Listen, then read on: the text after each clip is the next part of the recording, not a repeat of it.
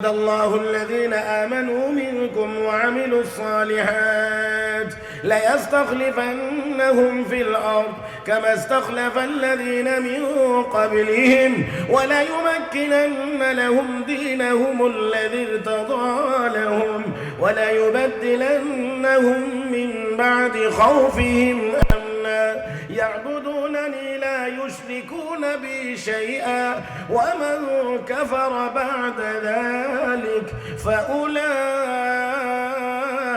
هم الفاسقون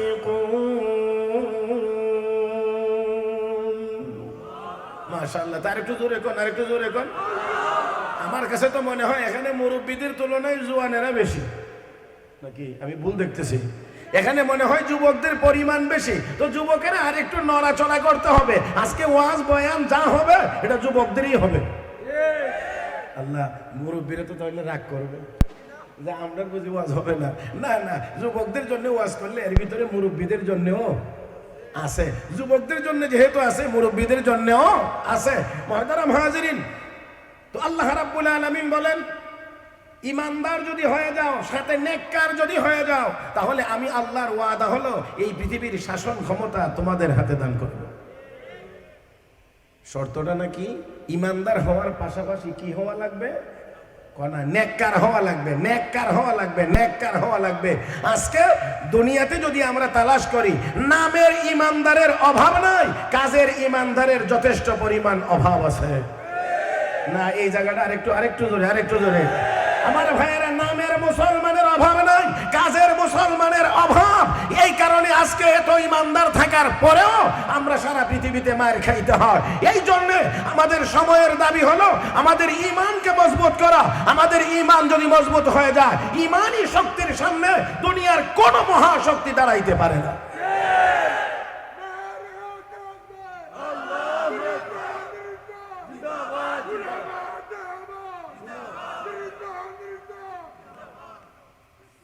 আহমদ আলী সিলেটে এই সিজনের ভইলে আসে বলে ডিস্টার্ব একটু কম করো কথা বুঝছো চুপ করে তো হ্যাঁ একদম তার সাথে আপনারা মিলে গেলে হবে না একসাথে আল্লাহু আকবার বললে তো জারজ রাষ্ট্র ইসরায়েলের নামও নিশানা পৃথিবীর মানচিত্রে থাকতে পারে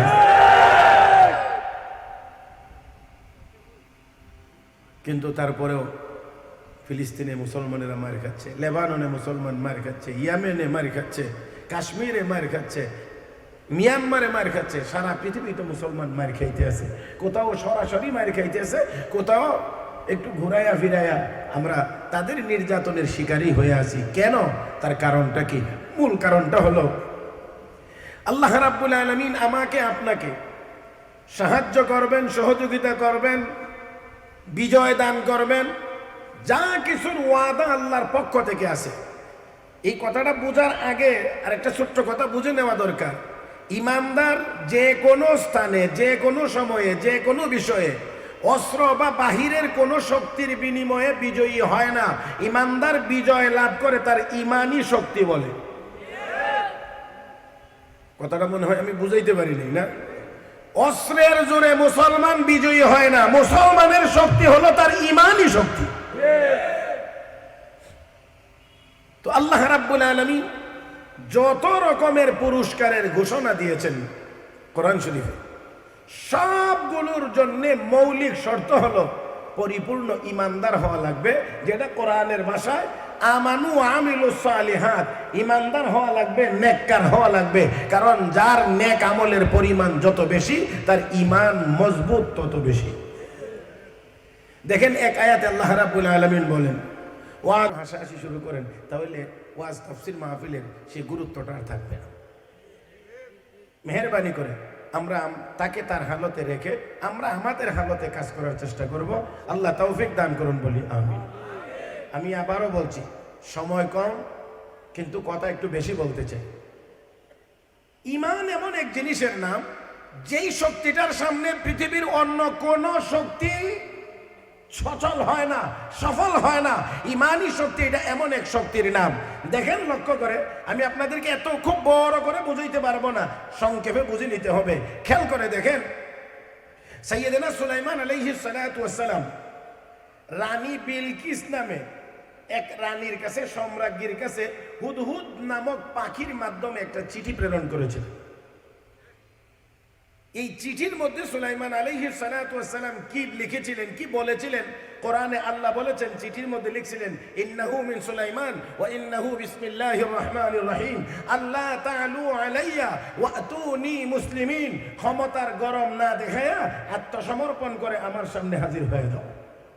আমি এখানে যে কথাটা এই জন্য বলছি, খেয়াল করে শুনবার মতো, সেটা হলো সুলাইমান আলাইহিস সালাতু ওয়াস সালাম এই চিঠিটা এমন এক সম্রাজ্ঞীর কাছে লিখছেন, যেই সম্রাজ্ঞীর সেনাবাহিনীর ভিতরে 12,000 জেনারেল ছিল। 12,000 জেনারেল, এক একজন জেনারেলের অধীনে 1 লাখ করে সৈন্য ছিল। তাহলে তার সামরিক শক্তিটা খুব কম, খুব দুর্বল, বেশি বেশি বেশি না? সুলাইমান আলাইহিস সালাতু ওয়াস সালাম সেই সম্রাজ্ঞীকে এই বলে চিঠি লিখছেন, আল্লাহ তাআলু আলাইয়া ওয়া আতুনি মুসলিমিন। জানা কথা, সে তার ক্ষমতার গরম দেখাইবে, এটা তো স্বাভাবিক। কারণ যার 12,000 জেনারেল, এক একজন জেনারেলের অধীনে 1 লাখ করে সেনাবাহিনী, সে তো অবশ্যই ক্ষমতার গরম দেখাইতে চাইবে। সুলাইমান নবী কয়, ক্ষমতার গরম না দেখাইয়া সারেন্ডার করো। আপনাদের কি মনে হয় কোথায় চিঠিটা লিখছেন? এখানে আরো কথা বুঝতে হবে, জানি না কতটুকু আমি বুঝাইতে পারবো। আপনারা যদি একেবারে আমার চেহারা, আমার চোখের দিকে তাকায় থাকেন, তাহলে মনে হয় বুঝতে গিয়ে একটু সহজ হবে বলে আমি আশাবাদী। সুলাইমান আলাইহিস সালাম এই চিঠি লিখলেন, চিঠি দিলেন, হুদহুদকে দিক নির্দেশনা দিলেন, কিভাবে দিতে হবে, কি করতে হবে, সব ঘটনা কোরআন শরীফ আল্লাহ বর্ণনা করেছেন। এত বড় করে বর্ণনা করতে গেলে কয়েক ঘন্টা সময় লাগবে। এখানেই আমার যে মূল কথাটা, সেটা হলো সুলাইমান আলাইহিস সালাম যখন এই চিঠি লিখলেন, এই চিঠি পৌঁছলো, বিলকিস পাইলো। এবার তার জেনারেল টেনারেল সহ তার পুরা পরিষদকে নিয়ে এবার মিটিংয়ে বিলকিস কয়, আমার কাছে এমন একটা চিঠি আসছে, যেই চিঠির মধ্যে আমাকে সারেন্ডার করার আহ্বান জানানো হয়েছে বা নির্দেশ দেওয়া হয়েছে। এখন আমি কি করব, তোমরা আমাকে পরামর্শ দাও। তোমরা আমাকে পরামর্শ দাও। আমি তো তোমাদের পরামর্শ ছাড়া চূড়ান্ত কোনো সিদ্ধান্ত নেই না। এবার দেখেন তাদের পরামর্শটা কি, যেটা সুলাইমান আলাইহিস সালাম আগেই বলছিলেন, ক্ষমতার গরম না দেখায়া আত্মসমর্পণ করো। তার জেনারেলরা বক্তব্য দিচ্ছে, নাহনু উলু কুওয়াতিন ওয়া উলু বাসিন শাদীদ ওয়াল আমরু ইলাইকি ফানজুরি মাযা তা'মুরিন।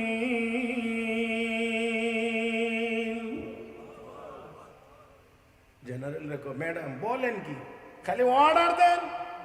আমরা কঠোর যোদ্ধা, অনেক শক্তিশালী, সমরাস্ত্র আমাদের কোনো দিক থেকে কম না, শুধুমাত্র আপনার অর্ডার সব উড়াই এলাম, তসমস করে ফেলবো, একেবারে মাটির সাথে মিশিয়ে দেব। এরকম এরকম খুব গরম গরম বক্তব্য। শেষে গিয়ে বলে, ওয়াল আমরু ইলাইক, চূড়ান্ত সিদ্ধান্ত আপনার, আপনি ভেবে দেখেন কি করবেন। বিলকিস তো বুদ্ধিমতী, একেবারে এমন ব্যাকল সেকল হইলে তো আর এত বড় সম্রাজ্ঞী হতে পারে না। কথা কয় না? হ্যাঁ, এমন ব্যাকল সেকল হইলে তো আর হয় না। বুদ্ধি আবার সঠিক কাজে লাগাইবে না কি করবে, সেটা তো আরেক কথা। আমার ভাইয়েরা দেখেন, ম্যাডাম কয়, তোমরা অর্ডার দিলে মাইরা লাইবা, কাইটা লাইবা, মিশাইয়া দিবা, এই করবা ওই করবা। তো আমার শয়ন কক্ষ, আমার বেডরুম পর্যন্ত উনার লেখা চিঠিটা কিভাবে পৌঁছলো, তোমরা এত নিরাপত্তা বেষ্টনী আমাকে দিয়ে রাখছো, তো চিঠিটা ফিরাইতে পারলাম না। এ ভাই, আপনারা কি আমার কথা বুঝেন না নাকি? আচ্ছা, প্রধানমন্ত্রীর বেডরুম পর্যন্ত আপনি কি কাউরে দিয়ে চিঠি এমনি পাঠিয়ে দিতে পারবেন? হ্যাঁ, চেকিং ছাড়া যাবে এখানে? এখন যিনি প্রধান উপদেষ্টা আছেন, তার একেবারে শয়ন কক্ষ যেটা, যেই রুমে সে ঘুমা, এখানে আপনি কি একটা চিঠি লিখে পাঠিয়ে দিতে পারবেন? এখন তারপরেও চিঠি যেহেতু চলে গেছে, এখন বলতে আছে তোমাদের এত নিরাপত্তা, স্তরে স্তরে আমার নিরাপত্তা ব্যবস্থা, এত নিরাপত্তা ব্যবস্থা থাকার পরেও চিঠি কেমনে আমার শয়ন কক্ষ পর্যন্ত আসলো, আমার বেডরুম পর্যন্ত চিঠি চলে আসলো কেমনে, এটা ফিরাইতে পারলা না? জেনারেলদের মাথায় এমনি নিচে কয় কি, আসলে তো কথা ঠিক, চিঠি গেল কোন দিক দিয়া? এই চিঠিটা গেল কোন দিক দিয়ে, কে নিয়ে গেল, কে নিয়ে গেল? আমার ভাইয়েরা, দুনিয়ার কোন শক্তি দিয়ে তার মোকাবেলা করা সম্ভব না। আল্লাহ রাব্বুল আলামিন সুলাইমান আলাইহিস সালামের এই কাজ করবার জন্য আকাশের পাখিকে ওনার অধীনস্থ করে দিয়েছেন। সুলাইমান আলাইহিস সালামের এই চিঠি এখন যখন বলছে চিঠি তো ফিরাইতে পারলা না, তাহলে এক কাজ করা যাক। বলে কি? উনি বলছেন উনি নবী, তো নবী যদি হয়ে থাকেন তাহলে তার মোকাবেলা এই জেনারেল দিয়ে হবে না। এই শক্তি দিয়ে নবুয়তি শক্তির মোকাবেলা করা যায় না। কাজেই আগে পরীক্ষা করে দেখে নেই উনি নবী কিনা।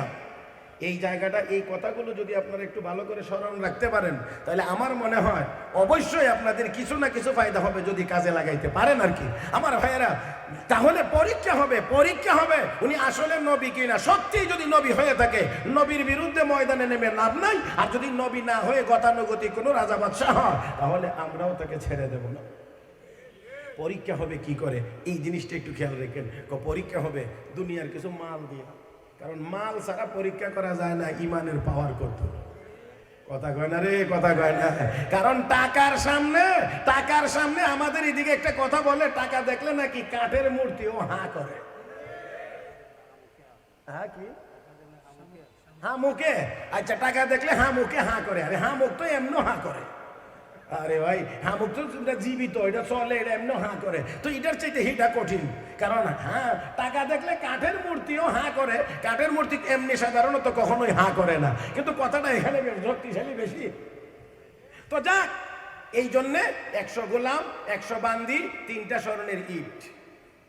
সুলাইমান নবীকে পরীক্ষা করবে, যাচাই করবে উনি আসলে নবী কি না। 100 গোলাম, 100 বান্দি। তবে এখানে একটু আছে, গোলামের গায়ে বান্দির পোশাক, বান্দির গায়ে গোলামের পোশাক। পুরুষরে বানাইছে পোশাক দিয়ে মহিলা, মহিলাকে বানাইছে পোশাক দিয়ে পুরুষ। এটা তো সুলাইমান আলাইহিস সালামের জামানাতে কাপড় বদলায়া, কাপড় পরিবর্তন করে পুরুষরে মহিলা বানাইছিল সাময়িক সময়ের জন্য, মহিলারে পুরুষ বানাইছে। আর আমাদের দেশে কিছু কিছু জানোয়ারেরা তো পুরুষ মানুষটারই মহিলা বানায় লাইতে চাইছিল। আস্তে কয় দেখি, আস্তে কয় দেখি। শুনেন নাই এটা ট্রান্সজেন্ডার। বাবারে বাবা, যেই শব্দ, এটা আমারও ঠিক করতে অনেকবার নষ্ট করতে হয়েছে। মুরব্বী বাবাজিরা জীবনে এই শব্দ উচ্চারণ করার চিন্তা করেন না, দাঁত যদি লড়ে চিঠি ভরে যাবো। এত জটিল শব্দ মুখস্থ করে কোনো লাভ নাই। এই ট্রান্সজেন্ডার মতবাদ আমাদের এই মুসলমানের দেশে চাপায়া দিতে চাইছিল। আমার বন্ধুরা, এই সমস্ত মতবাদ আমাদের এদিকে চাপানোর চিন্তা করে উদ্দেশ্য ভালো না। এই দেশের মানুষকে আরো বেশি গুনাহগার বানানোর জন্যই তারা এই মতবাদগুলো আমাদের উপরে চাপায়া দিতে চায়। আরো যদি সহজ করে বলি, তাহলে আমি বলতে পারি মানুষকে মানুষ রাখতে চায় না, তারা মানুষকে জানোয়ারের চাইতে আরো নিকৃষ্ট বানাইতে চায়। মাঝে মাঝে টুকা দেয়, একবার কো বানর, আমরা বানর ছিলাম, আবার কো পুরুষ হয়েও যদি কয় যে আমি মহিলা, তো এটাই মহিলা। মনে মনে আর কি, মনে মনে যদি বলে আমি মহিলা, তো এ মহিলা। যদি মহিলা কয় আমি পুরুষ, তাইলেই পুরুষ। আচ্ছা বলেন দেখি, এটা কি কোনো সুস্থ মস্তিষ্কের মানুষ? আল্লাহ কয় না। সুস্থ যদি কেউ হয়, একটা পুরুষ কিভাবে মনে করবে যে আমি মহিলা? যদি সুস্থ হয় একজন মহিলা, কেমন করে বলবে যে আমি পুরুষ? আর বললেই তাকে পুরুষ মানতে হবে, বললেই তাকে মহিলা মনে করতে হবে। এমন কথা যারা বলে, আমরা মহিলা মনে করব না, পুরুষও মনে করব না, আমরা মনে করব সোজা। এটা আস্থা পাগল, পাবনা ভর্তি করা দরকার। আমার ভাইয়েরা, আমি আপনাদেরকে আধা মিনিট সময় দিলাম। পিছনে যে ভাইয়েরা আছেন সামনে একটু আগায় বসেন, পিছনে যে ভাইয়েরা বসে আছেন তারা একটু আগায় বসেন, সামনের এই খালি জায়গাগুলো একটু পুরা করেন আল্লাহর হস্তে। এরপরে আর আমার বলার মতো কিছু নাই। মাশাআল্লাহ, মাশাআল্লাহ, মাশাআল্লাহ, হয়ে যাচ্ছে। যে ভাইয়েরা দাঁড়িয়ে আছেন, আমি আপনাদেরকেও বিনয়ের সাথে বলছি, মেহরবানি করে এসে বসে যাবেন। আলহামদুলিল্লাহ, আলহামদুলিল্লাহ। আমি একটু জমায়ে টমায়ে দিয়ে যাই না, পরবর্তী উলামা একরাম যেন একটু বড় মাঠে একটু বয়ান করতে পারে। জি, আমার দিক। তাহলে কি দিয়ে পরীক্ষা হবে? 100 গোলাম, 100 বান্দি বদলাইয়া দিছে, আর 3টা স্বর্ণের ইট। আপনাদের বিবেচনায় যে উপটোকনটা দেওয়া হচ্ছে, এটা কি পরিমাণে কম না বেশি? অনেক বেশি। 3টা স্বর্ণের ইট, আর বর্তমান সময়ের হিসাব করলে তো অনেক ব্যাপার স্যাপার। এই চূড়ান্ত ফাইসালা হয়েছে, এইগুলো দেবে। পুরুষকে মহিলা, মহিলাকে পুরুষ বানাইলো কেন? চিনতে পারে কিনা, পয়গম্বর চিনতে পারে কিনা, বুঝতে পারেন কিনা, তারপরে 3টা স্বর্ণের ইট দেখে লোভ সামলাইতে পারেন কিনা। আল্লাহু আকবার, আল্লাহু আকবার। আমার ভাইয়েরা, পয়গম্বর নবী রাসূল এটা তো অনেক অনেক অনেক অনেক দূরের কথা। আর এই এতটুকু সম্পদের উপরে থুতু মারার লোক তো আমাদের বুজুর্গদের মধ্যে আল্লাহর রহমতে আছে।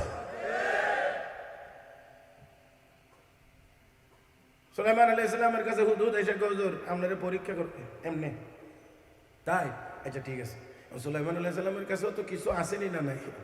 এখন সুলাইমান আলাইহিস সালাম কোথায় নাকি আমারে বুঝি এমনি পরীক্ষা করবে, তো ঠিক আছে। ডাক দিলেন, এই দেও দানবরা কোথায়? জি হুজুর আছে। সমুদ্রে ডুব দে। ডুবুরির দলের পাঠিয়েছে, ডুব দে, সাথে বস্তা নিয়ে যা, সালা বস্তা নিয়ে যা। বলে কি আনবো? স্বর্ণ রূপা যা ভাস সব ভরে ভরে আন। আর রুটস এন্ড হাইওয়ে ইঞ্জিনিয়াররা কোথায়? জি হুজুর আমরা লাব্বাইক হাজির উপস্থিত আছি। রুলার টুলার নিয়ে রেডি হয়ে যাও, স্বর্ণ আনবো আর রাস্তা বানাইবো। না সুবহানাল্লাহ, কালকে নাস্তার পরে করে। আপনাদের কবে গরম হইবেন আমি জানি না, এর ভিতরে আমার টাইমই শেষ হয়ে যায়। স্বর্ণ দিয়ে রাস্তা বানানো হবে, রাস্তা বানাইবে। ওই লোকগুলো ওইখান থেকে রওনা করে সুলাইমান নবীর দরবারে আসার আগে আগে পয়গম্বর সুলাইমান 9 মাইল রাস্তা স্বর্ণ দিয়ে বানাইছে। এখন কেমন লাগে আপনাদের কাছে, কি মনে হয়? তারপরে না উদ্দূরে হবে না, আর কি করতে হবে? অদ্ভুত জানোয়ার ধরে নিয়ে পানির নিচ থেকে, যেগুলো দুনিয়াতে মানুষ সাধারণত দেখে না, এনে এই স্বর্ণের রাস্তার উপরে বেঁধে রাখ। এখানে দাঁড়াইবে, এখানে পেশাব করবে, এখানে পায়খানা করবে, যাতে করে তারা দেখলে বুঝে যে এই দেশের স্বর্ণ আমরা দেশের মাটির চাইতেও সস্তা। তারা নিয়ে আইতেছে কদ্দূর? 3টা স্বর্ণের ইট। এখন আইসার আস্তে আস্তে এবার আইসার রাস্তায় উঠছে, তো স্বর্ণের রাস্তা দেখে মাইল পলকে লেখা সুলাইমান নবীর দরবার আরো 9 মাইল। এখন 3 ইট নিয়ে যাইবার মনে চায়নি। একজন আরেকজনের দিকে চাকিয়ে ব্যাপার, 9 মাইল বলে স্বর্ণের রাস্তা, এবারে নিয়ে 3টা স্বর্ণের ইট দিলে কি হইব? নিবে না, এখানে ভালাই দিবে। এখন কোনা নেত্রীর নির্দেশ, নিয়ে যাইতে হবে, পৌঁছাইতে হবে। এবার নিয়ে গেছেন। যাওয়ার পরে কি পয়গম্বর সুলাইমান আলাইহিস সালাতু ওয়াসসালাম বলছেন, আল্লাহর কোরআনে আল্লাহ বলেন, فلما جاء سليمان قال أتمدونني بمال فما آتاني الله خير مما آتاكم بل أنتم بهديتكم تفرحون।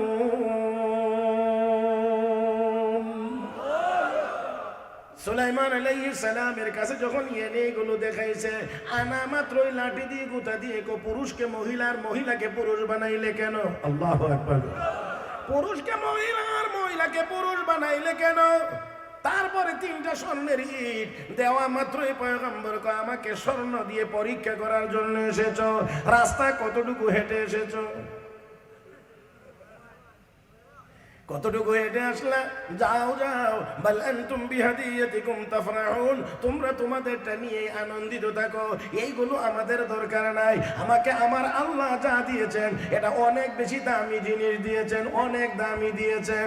ও মুসলমান, এই জন্য আমরাও বলি, এই দেশের হক্কানি উলামায়ে কেরাম, পীর মাশায়েখ বুজুর্গানে দ্বীন, তারাও বলেন, দুনিয়াদারেরা, ও দুনিয়ার মানুষ, দুনিয়াদারেরা টাকা পয়সা গনে গনে তারা মনের মধ্যে আনন্দ পায়, আর আল্লাহ ওয়ালারা রাতের শেষ ভাগে উঠে উঠে তাহাজ্জুদ পড়ে লা ইলাহা ইল্লাল্লাহর জিকির করে মজা পায়। জোরে কোন ঠিক না? জোরে কোন ঠিক না?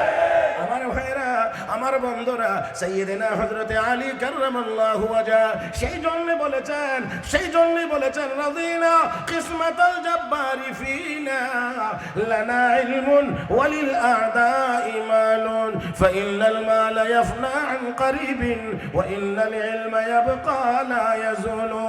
হযরত আলী বলেন, আল্লাহর বন্টনে আমরা মহা খুশি, কারণ আল্লাহ কাফের বেঈমান আমাদের দুশমনদেরকে আল্লাহ টাকা পয়সা দিয়ে ব্যস্ত রেখেছেন, আর আমাদেরকে আল্লাহ কোরআন ও হাদিসের ইলম দিয়ে ব্যস্ত রেখেছেন। হে মুসলমান, এই জন্য আসুন, যতদিন পর্যন্ত মুসলমান ইলম নিয়ে, আমল নিয়ে, ঈমান নিয়ে ব্যস্ত ছিল, ততদিন দুনিয়া ঈমানদার ইমানদারের পায়ের নিচে ছিল। আর যখন ইমানদারেরা নেক আমল বাদ দিয়ে, ইলম আমল বাদ দিয়ে যখন দুনিয়ার পিছনে দৌড়াইতে শুরু করেছে, তখন এই মুসলমান সারা পৃথিবীতে মার খাইতে আরম্ভ করেছে। সাইয়েদনা সুলাইমান আলাইহিস সালাতু ওয়াস সালাম উনি বললেন, তোমরাই শান্তিতে থাকো। আর যাওয়ার সময় উনি একটা হুমকি দিয়ে দিলেন, থ্রেট দিয়ে দিলেন। কি বললেন? ইরজি ইলাইহিম ফালানাতিয়ান্নাহুম বিজুনুদিন লা কিবালা লাহুম বিহা ওয়ালানুখরিজান্নাহুম মিনহা আযিল্লাতাও ওয়া হুম সাগিরুন। যাও, তোমাদের নেত্রীকে গিয়ে বলবা এমন শক্তিশালী বাহিনী নিয়ে আসছি যার মোকাবেলা করার মতো ক্ষমতা তোমাদের নেত্রীর নাই। আর ওয়ালানুখরিজান্নাহুম মিনহা আযিল্লাতাও ওয়া হুম সাগিরুন, লাঞ্ছিত আর অপমানিত করে দেশ থেকে বিদায় করে দেব। 45 মিনিটও সময় পাবে না।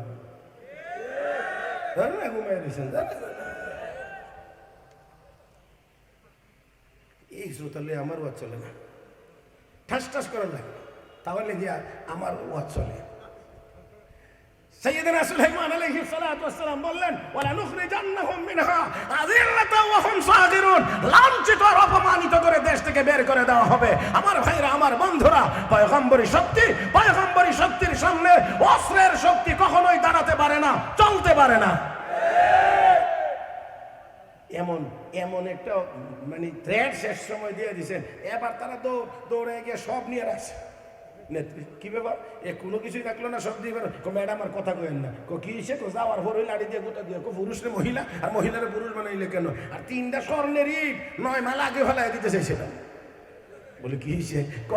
রাস্তা আপনি দিয়েছেন 3টা স্বর্ণের ইট, উনি রাস্তা বানাইছেন স্বর্ণ দিয়ে 9 মাইল। মহিলার আর বুঝতে বাকি রইল না যে নিশ্চিত তিনি আল্লাহর পয়গম্বর, তিনি আল্লাহর প্রেরিত নবী, আর নবীর বিরোধিতা করা যায় না। হয় নাই? সব জবানে বলেন, নবীর বিরোধিতা করা যায় না। এখন নবী নাই তো নবীর বিরোধিতা করা যায় না, এই কথাটা কি অচল হয়ে যাবে? না, নবী নাই, নায়েবে নবী আছে, হক্কানি উলামায়ে কেরাম আছে। আমার ভাইয়েরা, নবীর যেমন বিরোধিতা করা যায় না, কোরআন হাদিসের আলোকে যদি উলামায়ে কেরাম সহি কথা, সঠিক কথা বলে, তাহলে সেই কথারও বিরোধিতা করা যায় না। পাগলের দল আমরা তো মিয়া সাবরারে মানি, কিন্তু তাইনের মানি না। কেন? তাইনের এই দোষ। আমি এই জন্য বলছি, তাইনের দোষ থাকতে পারে। তাইনের কথাটা যদি কোরআন হাদিস মোতাবেক সঠিক হয়, তাহলে এখানে বিরোধিতা করার কোনো সুযোগ। মুহতারাম হাজরিন, সুলাইমান আলাইহিস সালামের এখান থেকে ফেরত গিয়ে সুলাইমান নবী সম্পর্কে বলছেন এই অবস্থা। আর কি হয়েছে? ম্যাডাম আইবার সময় একটা হুমকি দিয়ে দিছে। কি হুমকি দিছে? উনি বলে আইতেছে, এমন বাহিনী নিয়ে আসবেন যার মোকাবেলা করার ক্ষমতা আপনার নাই, লাঞ্ছিত অপমানিত করে দেশ থেকে বের করে দেওয়া হবে। কোথায় নাকি কথা আসার দরকার নাই, বুঝ হয়ে গেছে যে উনি নবী, আর দেরি করা যায় না। অতএব চিঠির উপরে আমল করা দরকার। চিঠির মধ্যে কি ছিল মনে আছে? কি ছিল? আত্মসমর্পণ। চলে আসেন। এবার সুলাইমান আলাইহিস সালাতু ওয়াস সালামের দরবারে আসার প্রস্তুতি চলছে। সুলাইমান নবী বসা, হঠাৎ করে দেখা যায় মরুঝড়, মানে মরুভূমিতে বালু ধুলাবালি উঠতেছে, অন্ধকার। জিজ্ঞেস করে কি রে, কি হয়েছে? হুজুর ম্যাডাম আসতেছে। হ্যাঁ, ম্যাডাম আসতেছে। সুলাইমান নবী তাই নাকি আসতেছে? বলে হ্যাঁ। কথা হলে ঠিক আছে, দরবারে নবুয়তের দরবার থেকে ঈমান সারা যেন ফেরত যাইতে না পারে সেই ব্যবস্থা করতে হবে। বলে ব্যবস্থাটা কি? বিলকিসের একটা সিংহাসন আছে, এই সিংহাসনটা রাখতে যেই জায়গার মধ্যে রাখে ওইখানে যাইতে 7টা গেট, তালাবদ্ধ গেট অতিক্রম করে যাওয়া লাগে।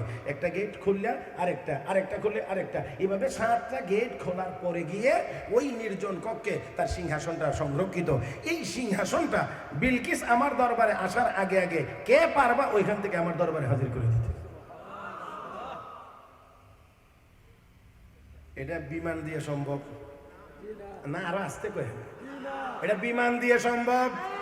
হ্যাঁ, জি না। এটা বিমান দিয়ে সম্ভব নয়, হেলিকপ্টার দিয়ে সম্ভব নয়, দুনিয়ার কোনো মাধ্যম দিয়ে সম্ভব নয়। সাইয়েদনা সুলাইমান আলাইহিস সালাম, ওনারও পরিষদ আছে। এবার তাদেরকে জমায়ে বললেন, আইয়ুকুম ইয়াতিনি বিআরশিহা ক্বাবলা আন ইয়াতুনি মুসলিমিন। একটু জোরে কান। কে পারবা সুলাইমান বিলকিস আমার দরবারে আসার আগে আগে সিংহাসনটা হাজির করে দিতে? ক্বালা ইফরিতুম মিনাল জিন আনা আতিকা বিহি ক্বাবলা আন তাকুমা মিন মাকামিক ওয়া ইন্নী আলাইহি লাকাওয়িয়্যুন আমিন। জিন একজন দাঁড়াইছে, নাম ইফরিত। ইফরিত দাঁড়িয়ে কয়, পয়গম্বর আপনি যেই মিটিং এ বসা আছেন, যেই মাজলিসে বসা আছেন, মিটিং শেষ করে আপনি এখান থেকে উঠে দাঁড়ানোর আগে আগে সিংহাসন আমি হাজির করে দেব। আল্লাহ শুধু সাথে দূরই বলেন, আরো বলছেন ওয়া ইন্নী আলাইহি লাকাওয়িয়্যুন আমিন, আমি এটা আনতেও সক্ষম, আবার আমি আমানতদার। কারণ এই সিংহাসনের ভিতরে অনেক স্বর্ণ রূপার কারুকার্য আছে, আবার এইগুলো চুরিদারি করবো না, আমি আমানতদার। আল্লাহ আমানতদার বলতেছেন, তাহলে বোঝা গেল যে কোনো কাজের দায়িত্ব দেওয়ার আগে আমানতদারির পরীক্ষা হওয়া দরকার। মাশাআল্লাহ, আমরা দেশে আমানতদারির লোকের অভাব নাই। বস্তা ভরে টাকা দেওয়া লাগে, বান্ডিল দিয়ে দিলে হয় না, এখন বস্তা ভরে দেওয়া লাগে। হায় হায় হায়, বাপ সাহেব এরকম যে আজরাইলের সাথে অন্তত 10,000 বছরের কন্ট্রাক্ট হয়েছে, যে মরবে না। আল্লাহ তুমি আমাদেরকে সহি বুঝ দান করো, জোরে বলি আমিন, আরো জোরে বলি আমিন। দুনিয়া আমাদেরকে কিভাবে গ্রাস করছে, ইমানের পথ থেকে আমাদেরকে কত দূরে সরাইয়া দিয়েছে। শুধু টাকা ছাড়া এখন আর কোনো কথাই বুঝতে চায় না।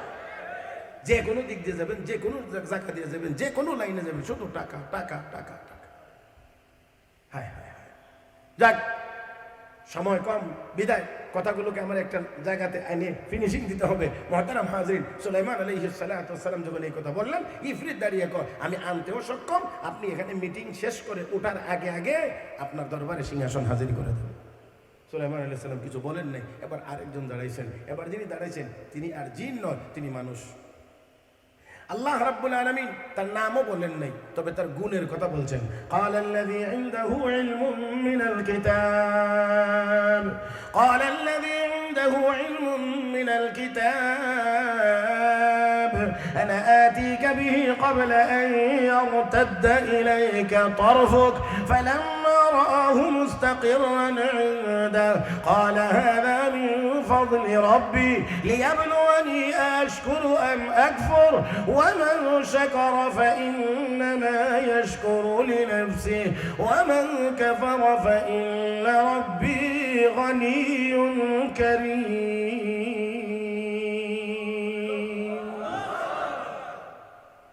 سيدنا সুলাইমান আলাইহিস সালাতু ওয়াস সালামের দরবারে এখন দাঁড়াইলেন মানুষ, যার সিনার ভিতরে ছিল আসমানি কিতাবের ইলম।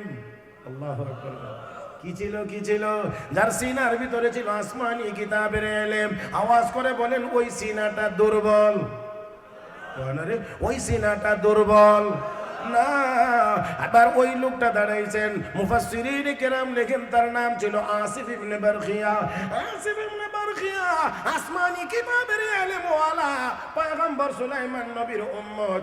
দাঁড়িয়ে আল্লাহর পয়গম্বর ইফরিত বলেছে আপনার এখান থেকে মিটিং শেষ করে ওঠার আগে আগে সিংহাসন হাজির করে দেবে। আমি এত লম্বা সময় নেব না পয়গম্বর, আপনি যদি আমাকে হুকুম করেন, হুকুম করার পরে আপনি শুধু একটা চোখের পলক মারবেন, এর ভিতরেই আমি সিংহাসন হাজির করে দেব। এর ভিতরে সুলাইমান আলাইহিস সালাম আচ্ছা বলে চোখের পলক মারতে কতক্ষণ লাগে? আমাদের ব্রাহ্মণবাড়ি ফাঁতি মারে, ফাঁতি মারে। আচ্ছা একটা তো মিল আছে, হ্যাঁ চোখের পাতি মারে। এই পাতি মারতে যতক্ষণ সিংহাসন তার ভিতরেই হাজির। সুলাইমান আলাইহিস সালাম চোখের পাতি মাইরাই দেখে সিংহাসন হাজির। ফালাম্মা রাআহু মুস্তাকিররান ইনদা ক্বালা হাযা মিন ফাদলি রাব্বি। যখন চোখের পলক মেরেই দেখলেন সিংহাসন হাজির, তখন আবার গর্ব করেন নাই, অহংকার করেন নাই। আমরা তো একটু ভালো কিছু হইলে আমি কথা কয় না রে, কিছু হইলে আমি আমি মানে আমি অনেক, তুই অনেক নিচে, আমি অনেক উপরে। এমন এমন বড় চেয়ারে বসে থেকে এই দেশের বহু আলেম ওলামার ইজ্জত সম্মান নষ্ট করেছে এমন কুলাঙ্গারও আমরা দেখেছি আমার বন্ধুরা, কিন্তু শেষ পর্যন্ত কলা পাতার বিছানায় ঘুমাইতেও দেখছি।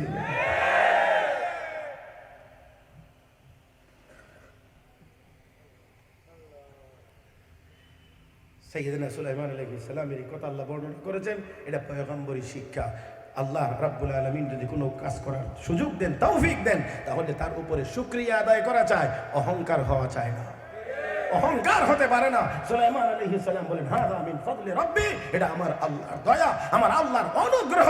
লিয়াবলুয়ানি আশকুরু ওয়া আকফুর, আল্লাহ পরীক্ষা করে দেখতে চান আমি আল্লাহ শুকরিয়া আদায় করি নাকি অকৃতজ্ঞ হই। আমার ভাইয়েরা শুকরিয়া আদায় করলে নিয়ামত আরো বাড়ে, অকৃতজ্ঞ হইলে কমে, অহংকারী হইলে বেইজ্জতি হয়।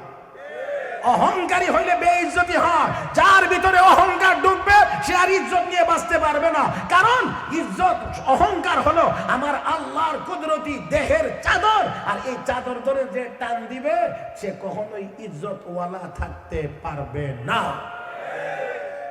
এটা আপনারা বাকিটা মিলাইয়া নেবেন, সব তো আমি মিলাইয়া দিতে পারবো না, সময় আমার কম, এই জন্যে মিলাইয়া নেওয়ার চেষ্টা করবেন। অহংকার ভালো না, শুকরিয়া আদায় করতে হবে। এটা হলো কোরআনের শিক্ষা। মুহতারাম হাজিরিন, তাই আসুন সুলাইমান আলাইহিস সালাতু ওয়াস সালাম সিংহাসন যখন দেখলেন উপস্থিত, তখন শুকরিয়া আদায় করলেন। আমি আপনাদের সামনে যেই কথাটা বলতে চাইছিলাম সেই কথাটা হলো যে সব কিছুই এই দুনিয়াতে আমাদের মুসলমানদের সাথে আল্লাহর যত ওয়াদা আছে, যত কিছু আছে, সবগুলোর ওয়াদার সাথে আমার আল্লাহর শর্ত হলো ঈমানের সাথে নেককার হওয়া লাগবে। আওয়াজ করে বলেন, কি কার হওয়া লাগবে? নেককার, মানে মজবুত ঈমানের অধিকারী হওয়া লাগবে। ঈমান যদি মজবুত হয়, ঈমান যদি কলবের ভিতরে আসন গেড়ে বসে, গায়রুল্লাহর ভয়, আল্লাহ ছাড়া আর কারো ভয় এই কলবের ভিতরে থাকে না, তখন ফাঁসির মঞ্চে গিয়েও সে আল্লাহর নাম উচ্চারণ করে নির্দ্বিধায়, কারো ভয়, কারো হুমকি দামকিতে ভয় করে না। হযরত খুবাইব রাদিয়াল্লাহু তাআলা আনহু শাহাদাতের মঞ্চে গিয়েছিলেন। এ ভাই, একেবারে আমার দিকে তাকাইবেন। হযরত খুবাইব রাদিয়াল্লাহু তাআলা আনহু শাহাদাতের মানে ফাঁসির মঞ্চে ওনাকে নেওয়া হয়েছে। আর সেই জায়গাতে নেওয়ার পরেও খুবাইব রাদিয়াল্লাহু তাআলা আনহুকে আবু সুফিয়ান প্রস্তাব দিয়ে বলেছিল, হে খুবাইব, এখনো সময় আছে, তোমার সামনে একটা প্রস্তাব দেই, শুধুমাত্র মেনে নিলেই, বাস্তবায়ন করা লাগবে না, সমর্থন করলেই তোমাকে ছেড়ে দেওয়া হবে, তোমাকে আর ফাঁসিতে ঝুলানো হবে না। বলে, কি প্রস্তাব? সেই প্রস্তাবটা কি? তোমার জায়গাতে তোমার নবীকে হত্যা করা হোক। শুধু ইয়েস বলবা, চলে যাইবা।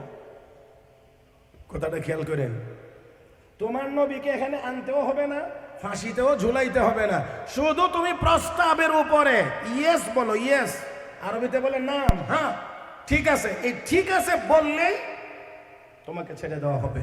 ও মুসলমান, আমি আর আপনি হলে, আপনার মতো ঈমান হলে বলতাম কোন রকম জান চাই নেই, আরো ফতোয়া দিতাম জান বাঁচানো। কিন্তু নবীর সাহাবী ঈমান এতটাই মজবুত। আরে দুনিয়াতে আসছি, আবার আসবো। আমি আমার জীবনে একবার এক মসজিদে ইমামতির জন্য গেছি। তো যাওয়ার পরে একদিন এসে আমার একজনে কইতেছে, হুজুর, এই মসজিদে ইমাম সাহেব বেশি দিন থাকে না, মানে থাকতে পারে না। তো আমি বললাম, এসেই যেহেতু পড়ছি, এখন তো যাওয়ারই পালা। এসেই যেহেতু পড়লাম, এখন তো এবার যাওয়া 2 দিন আগেও হইতে পারে, 2 দিন পরেও হইতে পারে। মুসলমান, দুনিয়াতে আমরা এসেছি, দুনিয়াতে আর আসার সুযোগ নাই, এখন যাওয়ার পালা। সিদ্ধান্ত নিতে হবে, যাব কেমন করে, শিয়ালের মতো লেজ গুটিয়ে না সিংহের মতো গর্জন দিয়ে। এটা হলো এখন সিদ্ধান্ত নেওয়ার বিষয়, যে আমরা কোন অবস্থায় যাইব। মুহতারাম হাজরিন, মনে রাখতে হবে, মাথা নিচু করে লেজ গুটিয়ে দুনিয়া থেকে যারাই গিয়েছে তাদের নাম ঘৃণা ছাড়া মানুষ উচ্চারণ করে না। মীর জাফরকে মানুষ সম্মানের সাথে উচ্চারণ করে না। আমার ভাইয়েরা, কিন্তু যারা মাথা উঁচু করে বীর দর্পে শাহাদাত বরণ করেছে, তাদেরকে পৃথিবীতে মানুষ এখনো স্মরণ করে। হযরত খুবাইব রাদিয়াল্লাহু তাআলা আনহু সেই জায়গায় এতটুকু বললেই জানটা বেঁচে যাইত। কিন্তু তিনি ওই ফাঁসির মঞ্চে দাঁড়িয়ে হুঙ্কার দিয়ে যে কথাটা বলেছিলেন আমাদের স্মরণ রাখার কথা। আরে আল্লাহর দুশমন, নবীর দুশমনেরা, আমার সামনে কি প্রস্তাব তোরা দিলে? আমার নবীকে আমার জায়গায় হত্যা করা